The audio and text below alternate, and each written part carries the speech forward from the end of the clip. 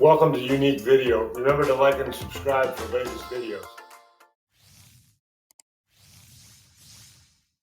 Could you give us your name? I'm sorry. My name is Mark Robinson. I've lived in Greensboro all my life.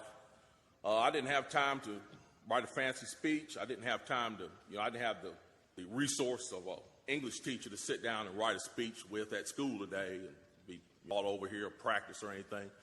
What I really came down here for is this.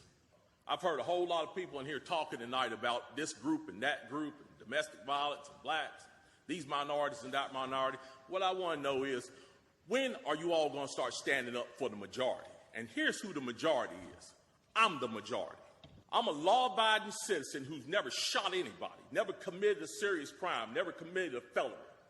I've never done anything like that. But it seems like every time we have one of these shootings, nobody wants to put the blame where it goes, which is at the shooter's feet. You want to put it at my feet. You want to turn around and restrict my right, constitutional right that's spelled out in black and white. You want to restrict my right to buy a firearm and protect myself from some of the very people you're talking about in here tonight. It's ridiculous. I don't think Rod Serling could come up with a better script. It does not make any sense. The law-abiding citizens of this community and many communities around this country, we're the first ones taxed and the last ones considered and the first ones punished when things like this happens, because our rights are the ones that are being taken away. That's the reason why I came down here today. Gun show or no gun show or no NRA. I'm here to stand up for the law-abiding citizens of this community, because I'm going to tell you that what's going to happen. You can take the guns away from us all you want to. You all write a law, I follow the law, I'll bring my guns down here, I'll turn them in. But here's what's going to happen. The Crips and the Bloods on the other side of town, they're not going to turn their guns in. They're going to hold on to them. And what's going to happen when you have to send the police down there to go take them? The police can barely enforce the law as it is. As what I see, we demonize the police, criminalize and vilify the police, and we make the criminals into victims.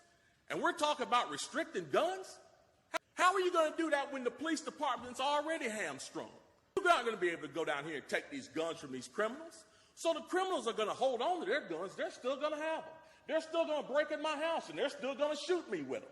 And guess who's going to be the one that suffers? It's going to be me. Well, I'm here to tell you tonight, it is not going to happen without a fight. And when I say fight, I don't mean shots fired. I don't mean fists thrown.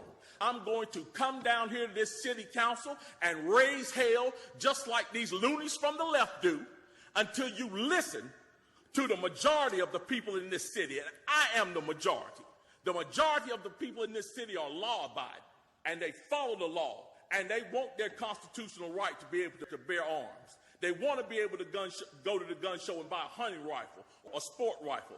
There are military-grade weapons sold at the gun show. An AR-15 is not a military-grade weapon.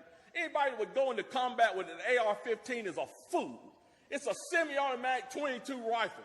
You'd be killed in 15 minutes in combat with that thing.